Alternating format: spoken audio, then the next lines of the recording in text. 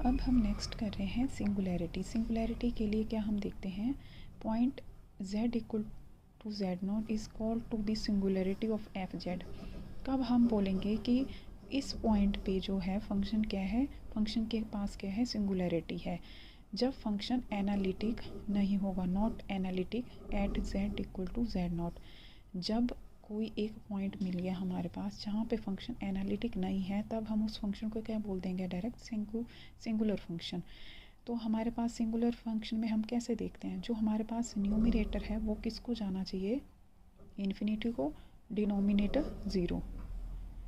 Denominator zero होगा तो function कहाँ को जाएगा, इन्फिनिटी को जाएगा। दैट मीन्स न्यूमिनेटर कहाँ को गया, इन्फिनिटी को। तो हम बोलेंगे सारे के सारे पॉइंट वहाँ पे फंक्शन क्या होगा, सिंगुलर। तो हम उन सारे पॉइंट्स को हम निकाल देंगे कहाँ पे फंक्शन सिंगुलर हो रहा है। तो उस जिस पॉइंट पे फंक्शन सिंगुलर होगा उस पॉइंट को हम बोलेंगे सिंगुलैरिटी ऑफ दैट फंक्शन।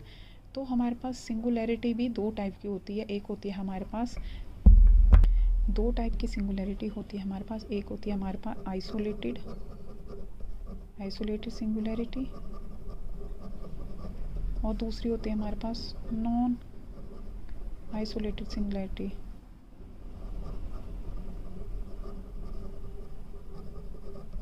तो अब हम देखते हैं आइसोलेटेड और नॉन आइसोलेटेड में क्या डिफरेंस है। दोनों को हम अलग अलग से देखते हैं कि आइसोलेटेड सिंगुलैरिटी कौन होती है और नॉन आइसोलेटेड सिंगुलैरिटी क्या होती है। तो नॉन जो आइसोलेटेड सिंगुलैरिटी होती है, point z equal to z0, जो वो पॉइंट है z इक्वल z0, उसको हम आइसोलेटेड सिंगुलैरिटी कब बोलेंगे, जब उस सर्कल के अराउंड कोई और सिंगुलैरिटी नहीं मिलेगी, सिर्फ वही सिंगुलैरिटी होगी। वो पॉइंट, उस पॉइंट के अराउंड जो हम सर्कल बनाएंगे उसमें कोई सिंगुलैरिटी नहीं होगी, सिर्फ वो एक सिंगुलैरिटी होगी। तो अब हम उसको बोलेंगे आइसोलेटेड सिंगुलैरिटी। और कोई अदर सिंगुलर पॉइंट नहीं होंगे वहाँ पे, सिर्फ एक ही सिंगुलर पॉइंट होगा। और जब जैसे मान लो ये हमारे पास सिंगुलर पॉइंट है, जब हम इसके अराउंड सर्कल ड्रॉ करेंगे तो कोई और सिंगुलर पॉइंट नहीं मिलेगा इस सर्कल के अंदर, सिर्फ एक ही पॉइंट मिलेगा हमारे को।